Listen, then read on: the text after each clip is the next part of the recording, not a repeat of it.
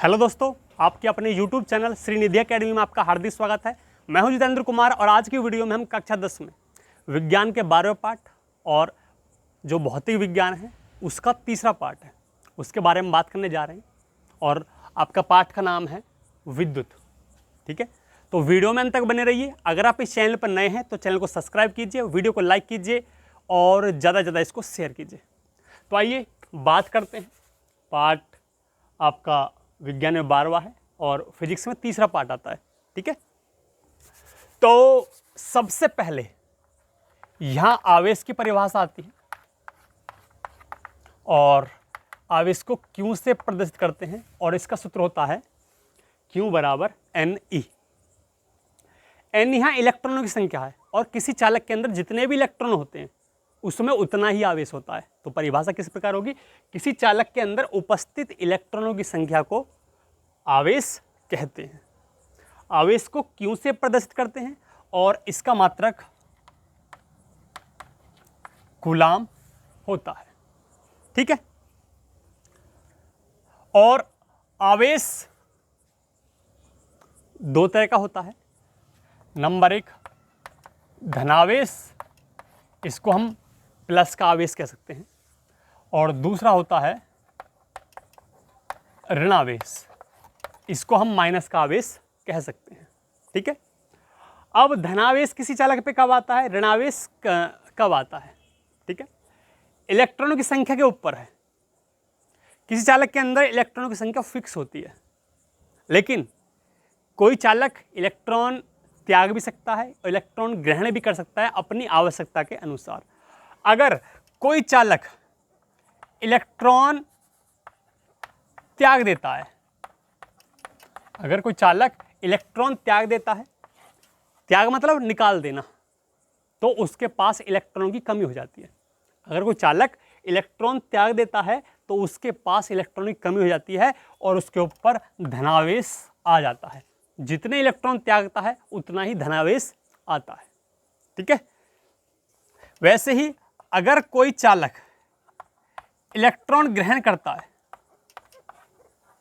Electron ग्रहण करता है तो उस पर इलेक्ट्रॉनों की अधिकता हो जाती है, इलेक्ट्रॉन उसके पास अधिक हो जाते हैं और उसके ऊपर ऋणावेश आ जाता है, जितना भी इलेक्ट्रॉन उसने ग्रहण किए हैं। ठीक है, और परमाणु के 3 मौलिक कण होते हैं। जैसे इलेक्ट्रॉन पर ऋणावेश होता है, इलेक्ट्रॉन पर ऋणावेश माइनस का आवेश होता है। ठीक है, तो परमाणु के अंदर 3 मूल कण होते हैं। Number 1 electron, electron, number 2 proton और नंबर 3 न्यूट्रॉन। इलेक्ट्रॉन पर माइनस का आवेश होता है, प्रोटॉन पर धनावेश होता है और न्यूट्रॉन पर कोई आवेश नहीं होता है। और इलेक्ट्रॉन पर जो आवेश होता है 1.6 गुना 10 की घात माइनस 19 कूलाम, 19 कूलाम का माइनस का आवेश होता है। और प्रोटॉन के ऊपर 1.6 गुना 10 की घात माइनस 19 कूलाम का ये पॉजिटिव चार्ज होता है, प्लस का आवेश होता है। कितना? 1.6 गुना 10 की घात माइनस 19 कूलाम का धनावेश होता है और न्यूट्रॉन के ऊपर कोई भी आवेश नहीं होता है। ठीक है, चलते हैं। हमारा जो नेक्स्ट टॉपिक है बेटा वो है विद्युत धारा। तो बात करते हैं कि विद्युत धारा किसे कहते हैं।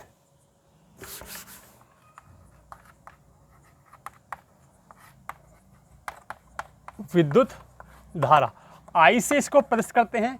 सूत्र होता है आई बराबर क्यू बटे टी। तो इसके सूत्र से ही इसकी जो परिभाषा है उसको फाइंड करेंगे, देखेंगे ध्यान से। टी टाइम होता है, अगर इसको हम 1 सेकंड कर लें, इसको हम 1 सेकंड कर लें तो आई क्यू के बराबर हो जाएगी। ठीक है, तो जितना आवेश बहता है किसी चालक के अंदर वही क्या होती है? धारा। शर्त एक है कि वो 1 सेकंड में हो। ठीक है, तो परिभाषा किस प्रकार लिखेंगे? किसी चालक के अंदर 1 सेकंड में जितना आवेश बहता है उसे उस चालक में बहने वाली धारा कहते हैं। किसी चालक के अंदर 1 सेकंड में जितना भी आवेश बहता है उसे उस चालक में बहने वाली धारा कहते हैं। और इसको धारा को I से प्रदर्शित करते हैं, इसका सूत्र होता है I बराबर Q बटे T, और इसका मात्रक कूलाम बटे सेकंड, कूलाम प्रति सेकंड होता है, और इसके मात्रक को एम्पियर भी कहते हैं। कूलाम प्रति सेकंड, इस पर क्या लिखेंगे, कूलाम प्रति सेकंड, और इसके मात्रक को एम्पियर भी कहते हैं। अब बात करते हैं एक एम्पियर की परिभाषा। एक एम्पियर की परिभाषा, ठीक है, I बराबर Q बटे T होता है, और अगर Q 1 कूलम हो जाए और T जो है 1 सेकंड हो जाए, अगर किसी चालक के अंदर 1 सेकंड में 1 कूलम आवेश प्रवाहित होता है, अगर किसी चालक के अंदर 1 सेकंड में 1 कूलम आवेश प्रवाहित होता है, तो उस चालक में बहने वाली धारा 1 एम्पियर कहलाती है। ठीक है बेटा, नेक्स्ट चलते हैं आप विभव तथा विभवांतर। विभव तथा विभवांतर,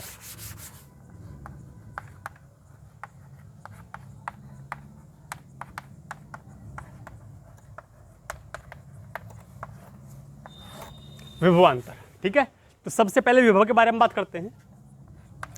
विभव V से प्रदर्शित करते हैं, सूत्र होता है W बट्टे Q। परिभाषा इस प्रकार है कि अनंत से जिसका अंत नहीं है, ठीक है, अनंत से 1 कूलम आवेश को विद्युत क्षेत्र के किसी बिंदु तक लाने में किए गए कार्य को विभव कहते हैं। दोबारा से, अनंत से 1 कूलम आवेश को विद्युत क्षेत्र के अंदर किसी बिंदु तक लाने में किए गए कार्य को उस बिंदु पर विभव कहते हैं। ठीक है, इसको V से प्रदर्शित करते हैं, इसका सूत्र होता है V बराबर W बटे Q, और इसका मात्रक होता है जूल प्रति कूलाम, जूल प्रति कूलाम। ठीक है, जूल प्रति कूलाम, जूल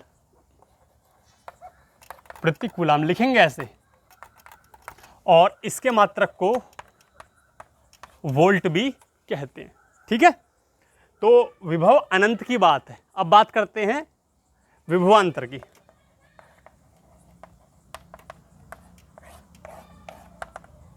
ठीक है, यह आपका विद्युत क्षेत्र है या कोई परिपथ है, परिपथ विद्युत क्षेत्र ही होता है। ठीक है, किसी विद्युत क्षेत्र के अंदर 1 कूलम आवेश को, 1 कूलम आवेश को एक बिंदु से दूसरे बिंदु तक ले जाने में किए गए कार्य को उन दोनों बिंदुओं के बीच विभवांतर कहते हैं। एक बार फिर, 1 कूलम आवेश को विद्युत क्षेत्र के अंदर एक बिंदु से दूसरे बिंदु तक ले जाने में किए कार्य को उन दोनों बिंदुओं के बीच विभवांतर कहते हैं। विभवांतर को V से प्रदर्शित करते हैं, इसका सूत्र V बराबर W बट्टे Q होता है, और इसका मात्रक जूल प्रति कूलम होता है, इसके मात्रक को वोल्ट भी कहते हैं। अब बात करते हैं 1 वोल्ट की परिभाषा। ठीक है, 1 वोल्ट की परिभाषा,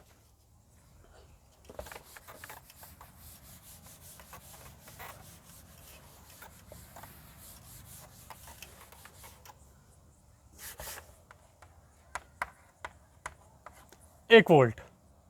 ठीक है, V बराबर हमने W बट्टे Q पढ़ा है।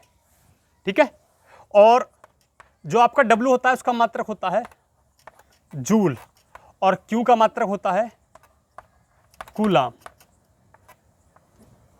ठीक है, अब हमने कूलम भी 1 कूलम कर दिया और जूल भी 1 जूल कर दिया। ठीक है, तो किसकी परिभाषा, 1 वोल्ट की परिभाषा किस प्रकार होगी, किसी विद्युत क्षेत्र के अंदर, किसी विद्युत क्षेत्र के अंदर यदि 1 कूलम आवेश को एक बिंदु से दूसरे बिंदु तक ले जाने में किया गया कार्य 1 जूल हो, तो उन दोनों बिंदुओं के बीच विभवांतर 1 वोल्ट कहलाता है। एक बार फिर, यदि किसी विद्युत क्षेत्र के अंदर 1 कूलम आवेश को एक बिंदु से दूसरे बिंदु तक ले जाने में किया गया कार्य 1 जूल हो, तो उन दोनों बिंदुओं के बीच उत्पन्न विभवांतर 1 वोल्ट कहलाता है। ठीक है बेटा। आगे ओम का नियम है। ओम का नियम ध्यान से देखेंगे। ओम का नियम,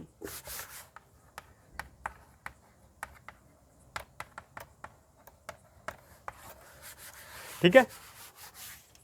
यदि किसी चालक की भौतिक अवस्थाएं ना बदलें, यदि किसी चालक की भौतिक अवस्थाएं ना बदलें तो चालक के सिरों पर उत्पन्न विभवांतर उस चालक में बहने वाली धारा के समानुपाती होता है। यदि किसी चालक की भौतिक अवस्थाएं ना बदलें तो उस चालक में बहने वाली धारा, यदि किसी चालक की भौतिक अवस्थाएं ना बदलें तो उस चालक के सिरों पर उत्पन्न विभवांतर उस चालक में बहने वाली धारा के समानुपाती होता है। ठीक है, यही ओम का नियम है। तो ओम के, यदि किसी चालक के सिरों पर उत्पन्न विभवांतर V है और उस चालक में बहने वाली धारा क्या है, I है, तो ओम के नियम से V समानुपाती I और V बराबर IR, जहां R एक नियतांक है जिसको चालक का प्रतिरोध कहते हैं।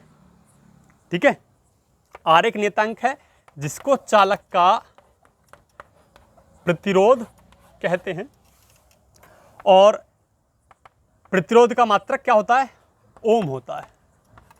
क्या होता है, ओम। अब बात करते हैं प्रतिरोध के बारे में। प्रतिरोध, यहां से R का मान निकाल लीजिए, V बट्टे I नीचे पहुंच जाएगी। तो R की परिभाषा क्या होगी, किसी चालक के सिरों पर उत्पन्न विभवांतर, किसी चालक के सिरों पर उत्पन्न विभवांतर और चालक में बहने वाली धारा के अनुपात को उस चालक का प्रतिरोध कहते हैं। और प्रतिरोध को I से प्रदर्शित करते हैं और इसका सूत्र होता है R बराबर V बट्टे I। इसका जो मात्रक होता है V का कितना होता है, वोल्ट, और I का होता है एम्पियर। इसका मात्रक वोल्ट प्रति एम्पियर होता है और इसके मात्रक को ओम भी कहते हैं। ठीक है, तो आज की वीडियो में बस इतना सही, और इसका जो सेकंड पार्ट है वो हम कल भेजेंगे। ठीक है, तो वीडियो को आपने अंत तक देखा, इसके लिए धन्यवाद। अगर आप इस चैनल पर नए हैं तो चैनल को सब्सक्राइब कीजिए, वीडियो को लाइक कीजिए और ज़्यादा से ज़्यादा इसको शेयर कीजिए। तो मिलते हैं नेक्स्ट टाइम एक नई वीडियो के साथ, तब तक के लिए नमस्कार।